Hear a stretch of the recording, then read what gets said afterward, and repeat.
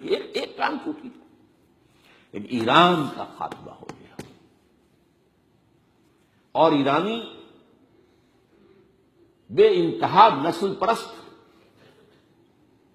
ان میں اپنی racial superiority کا بہت احساس ہے، نسلی برتری کا، اپنی تاریخ پر بہت ناز ہے، شہنشاہیت کی تاریخ جو کہ خسرو سے شروع ہوتی ہے، سائرس سے، پھر ڈیریس جیسا عظیم فاتح، بڑی عظیم تاریخ ہے ایران کی، اس کو یہ معمولی شے نہیں ہے ایران، بہت عظیم تاریخ، اور کئی سو برس تک تو سارا معاملہ جو ہے جسے آپ وہ سی 100 کہتے ہیں، تو یہ دو سپر پاورز نہیں ہیں، ایران اور روم، ایران اور روم، ایران اور روم، کبھی ایران غالب آ گیا روم بیٹھ گیا، کبھی روم غالب آ گیا ایران بیٹھ گیا۔ قرآن مجید میں ایک پوری سورت جو ہے سورہ روم کے نام سے ہے کہ نہیں؟ الف لام میم غلبت الروم فی ادنی الارض وهم من بعد غلبهم سیغلبون فی بضع سنین۔ بہرحال ایران کا جو پرخچے اڑے ہیں، بادشاہت ختم ہوئی ہے، اس کا وار آیا ہے حضرت عمر پر۔ یہ چونکہ ہوا حضرت عمر کے ہاتھوں، لہذا ایرانیوں کے نزدیک مبغوض ترین شخص حضرت عمر ہے، اور حضرت عمر سے نفرت ان کی جبلت کے اندر ہے، ان کے جینز میں ہے۔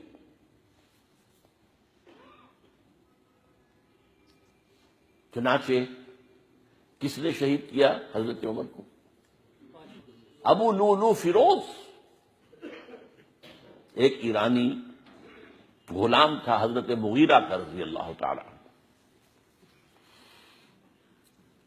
اس نے آ کر حضرت عمر سے شکایت کی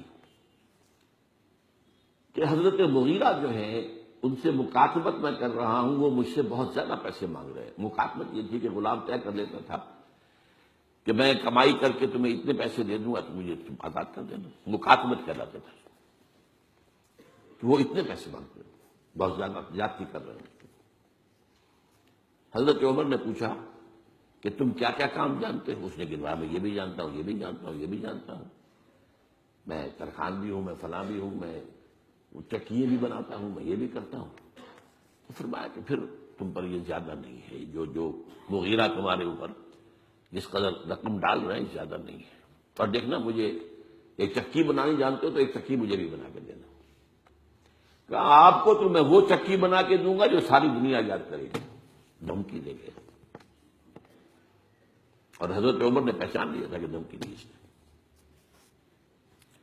دوسری طرف اس کی پشت پر کون تھا؟ ہرمزان، یہ ایک بڑا جرنیل تھا ایرانی، شکست ہوئی، گرفتار ہو کر آیا، کیونکہ بہت بڑا وار کرمنل تھا،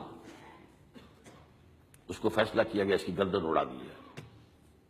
اب اس کی چال دیکھیے، ایرانی ذہن کہ مجھے ذرا پانی پینے کے لیے دے دیں اس سے پہلے کہ میری گردن اڑائی جائے۔